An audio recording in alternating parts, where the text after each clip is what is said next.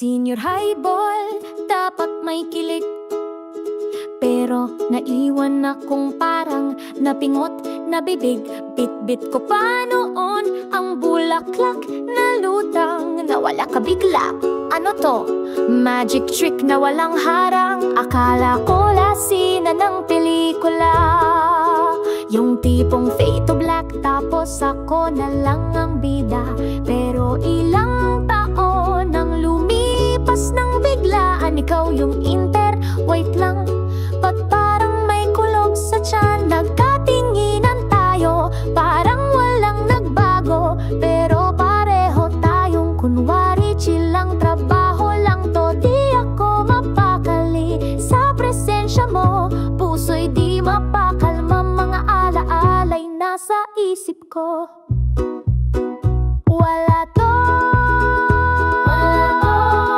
di ako kinakabahan. Acting lang to, pero bakit tuwing nandyan ka, pati feelings ko di na healthy. Nagpa-assist ka pa ng print, kunwari simple lang.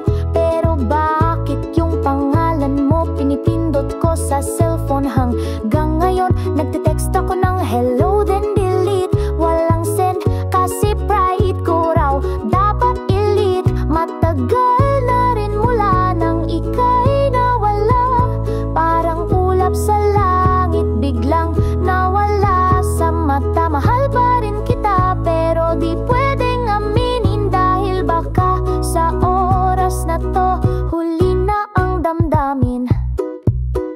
Wala to,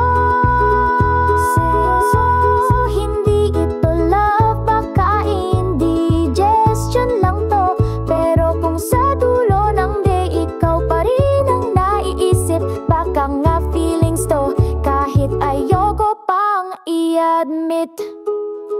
Kung meron mang part 2 ang love story natin, sana this time di ka na bigla na lang magpamisin.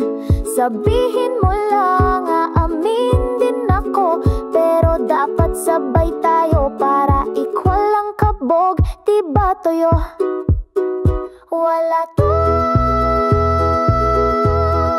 sige na nga, meron. Ang puso kong galit ay nagiging lemon. Kung aamin man ako, sana may sequel pa.